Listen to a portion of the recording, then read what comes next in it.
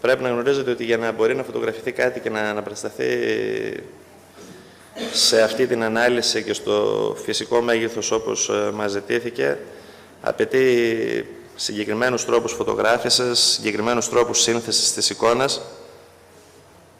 Αυτή, ας πούμε, είναι η παρουσίαση ενός έργου, όπου από εδώ έχουμε το πολυμεσικό αντικείμενο και από εδώ δίνουμε την πληροφορία μας. Υπάρχει βίντεο συναρτώμενο σχετικά που μιλάει για το καλλιτέχνημα, η ίδια η καλλιτέχνης, σχετικά για τον καλλιτέχνη, τη διαδικασία που ακολουθήθηκε, το συσχετιζόμενο σημείο ενδιαφέροντος.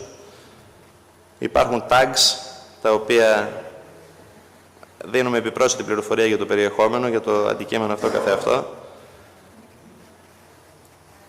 Και όπως και προηγουμένως που βλέπαμε σε τι ανάλυση μπορούμε να μπούμε, μπορούμε να καταλάβουμε και τις τεχνικές, αλλά να δούμε και στοιχεία τα οποία με το γυμνό μάτι δεν μπορούν να φανούν.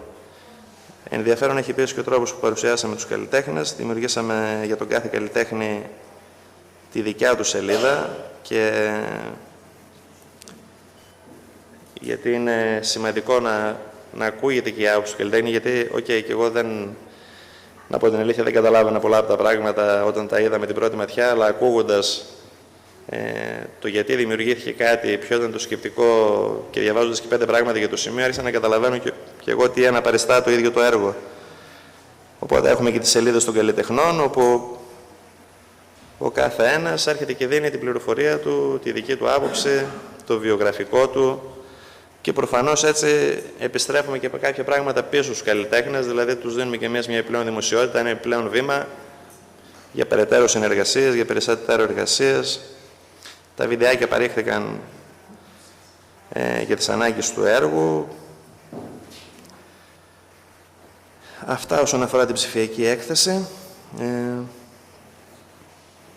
Και ένα τελευταίο slide σχετικά με τις δυνατότητες χρήσης των εργασιών που έχουμε κάνει, μελλοντικές χρήσεις μάλλον.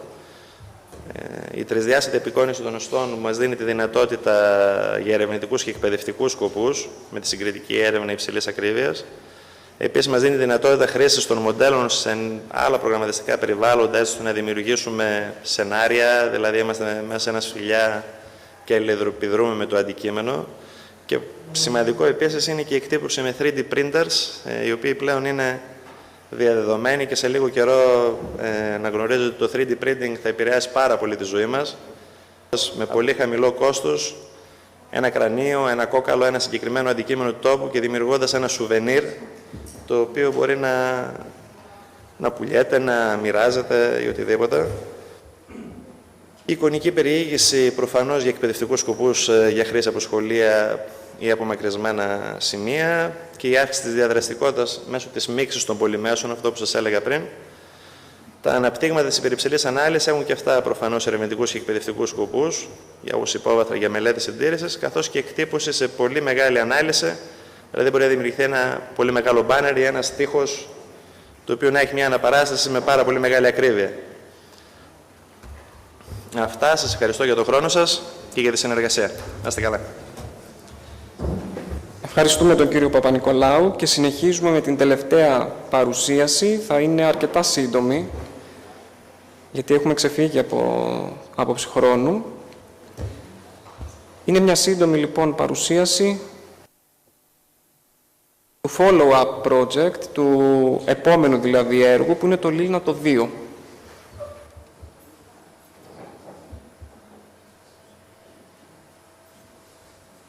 Στο ίδιο πνεύμα που είχε δομηθεί και το προηγούμενο, προσπαθεί να εξελίξει λίγο τα πράγματα, δίνοντας έμφαση σε κάποια θέματα υποδομών, όπως σας είπα και πριν, γιατί στις υποδομές είναι που υπάρχει αρκετά μεγάλη έλλειψη ό,τι αφορά τουλάχιστον τους δύο Δήμους, σε ό,τι αφορά την πολιτιστική κληρονομιά πάντα. Λοιπόν, έγιναν κάποιες βασικές ενέργειες κατά το 2014 από το Δήμο Αλμοπίας, ο οποίος έχει υπογράψει το σύμφωνο χρηματοδότησης. Ο Δήμος Νόβατσι δεν το έχει υπογράψει ακόμα. Οι βασικότερες δράσεις λοιπόν που περιλαμβάνει το Λίλνα 2 για την Αλμοπία είναι η ανάπλαση της πλατείας του παραδοσιακού οικισμού του Αετοχωρίου, το οποίο βρίσκεται στην τοπική κοινότητα Νότιας, εκεί υπάγεται, το ξέρετε οι περισσότεροι από τους παρόντες.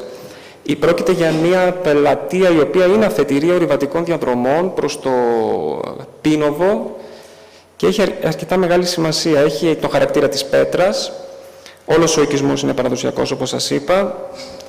Έχει κλίσεις, εδώ βλέπετε το πλατό, το οποίο εδώ έχουμε τη συγκράτηση χωμάτων με αυτό το ελληματικό τυχείο εδώ. Υπάρχει ένα αντίστοιχο και εδώ. Εδώ βλέπετε λίγο το πρανές. Ουσιαστικά η πλατεία αποτελείται από δύο χώρους, δύο χωρικές ενότητες.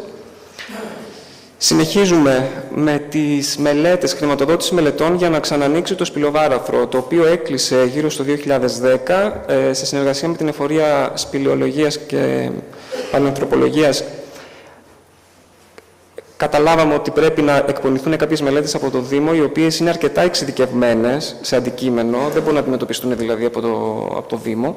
Πρόκειται για μελέτες όπως η βροχομηχανική, η υδρολογική, η σεισμολογική και ούτω καθεξής, και θα χρηματοδοτηθούν από το ΛΥΝΑ 2. Εδώ βλέπετε κάποιες απόψεις, κάποιες κακές δικές μου φωτογραφίες από το εσωτερικό, το οποίο σήμερα, όπως σας είπα, είναι κλειστό.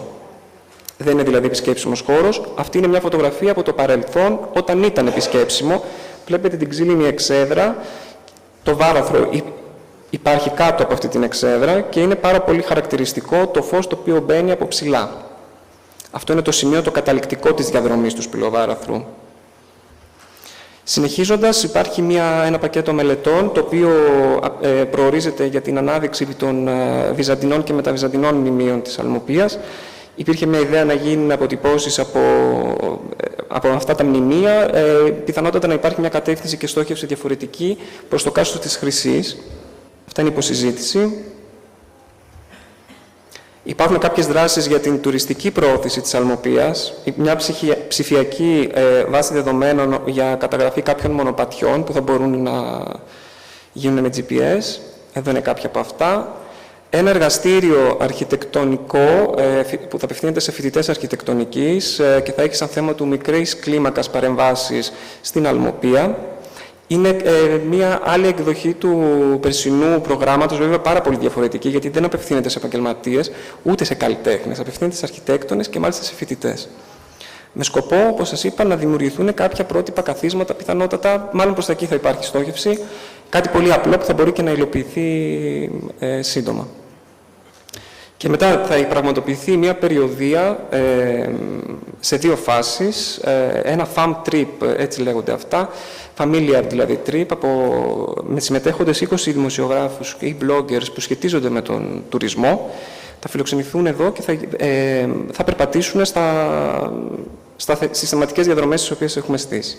Όλα αυτά βέβαια με την πλήρη υποστήριξη των social media, με σκοπό να δημιουργηθεί το hashtag Αλμοπία. Αυτό θα δούμε κατά πόσο θα περπατήσει, δεν ξέρουμε.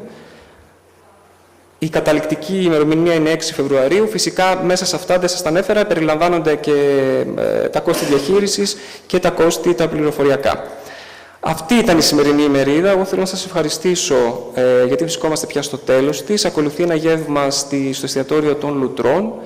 Είσαστε όλοι καλεσμένοι. Σας ευχαριστούμε.